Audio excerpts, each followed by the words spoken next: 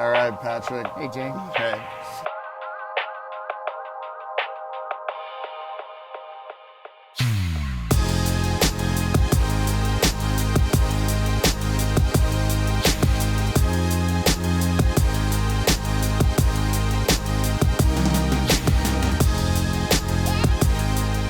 All right, we're down next to the sump of the DLI system here. So what do we got going on here? So we run a very simple, keep it simple, stupid type system here.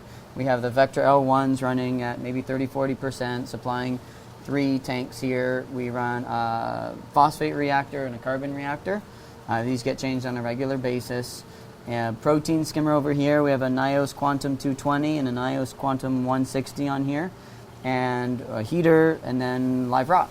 And our live rock is all air-freighted live rock. None of this is boat rock. It's all very mature, established rock. To start this system, we actually took it from our SPS system, but we like to use specifically and exclusively air-freighted live rock.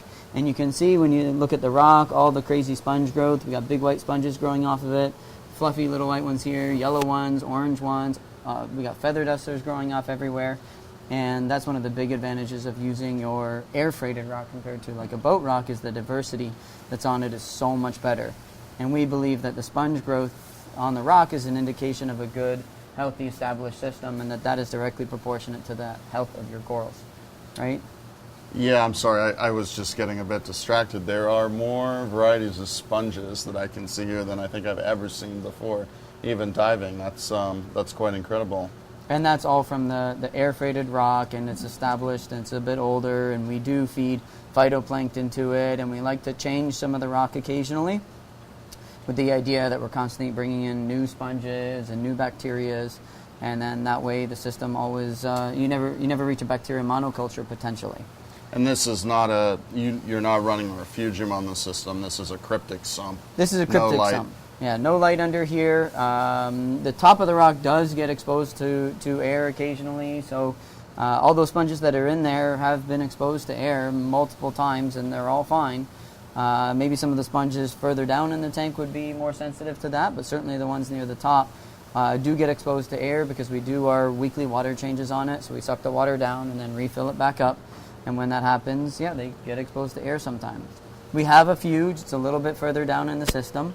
But in here, there's minimal to no light. We do run filter socks. This isn't kind of fun. Are these stick-on garment hangers? Yeah, those are 3M hooks from Home Depot, and we run 2-inch overflows. And with a 2-inch overflow, you take your 3M hooks from Home Depot, put some EcoTech super glue on the back, stick them onto the pipe, and then your 7-inch filter socks go directly onto the 2-inch pipe and hang on there perfectly and make it very, very easy for cleaning. If you pull that filter sock off, you can see we end the filter socks a couple inches from the water, and then that way when you want to change a sock, you just drop it down, pull it out. Whatever's in the sock doesn't spill into the rest of the sump.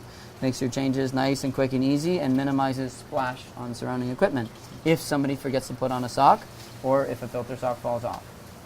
Awesome. All right, well, a couple of other things to look at when we're down here at the bottom of the tank, so let's go and look at the automated feeding system you have set up. Sounds good. And that's pretty cool.